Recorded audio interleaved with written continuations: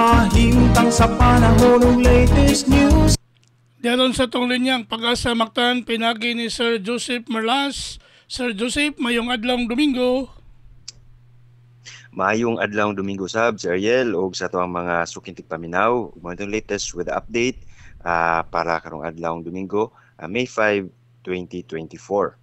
Kining easterlies o ang init nga hangin nga gikan sa silangan o dagat Pasipiko may weather system nga padayon nakaapekto sa ato ang nasod. Kawas ani wala gyapon tay gi-monitor ug ipaabot nga low pressure area bagyo nga posibleng makasud sa atong Philippine Area of Responsibility.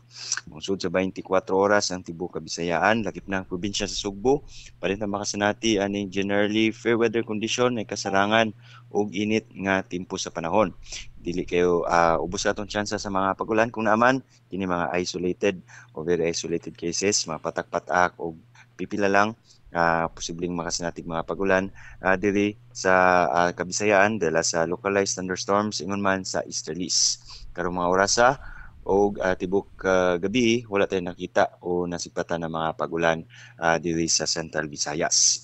Temtang sa tong hangin ug kadagatan wala po tay gale warning maong ang tibok Kabisayaan padayong makasanati aning hinay ngadto sa kasarangan nga hangin nga gikan sa silangan ngadto sa aminang silangan o gatong kadagatan ay malinawon ngadto sa kasarangan nga mga pagbalod.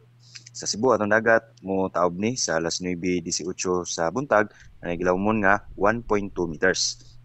Ug mo na sa alas 3:04 sa hapon nga nagimabon nga 0.2 meters. Atong temperatura 27 to 33 degrees Celsius ug diri sa ato posibleng natay heat index nga around 37 to 38 degrees Celsius. Ubos gyapon ni sa extreme caution level. Atong haring adlaw nisubang ni sa alas 5:25 sa buntag ug mosalop at 3 minutos sa dili pa mag-alas 6 sa hapon.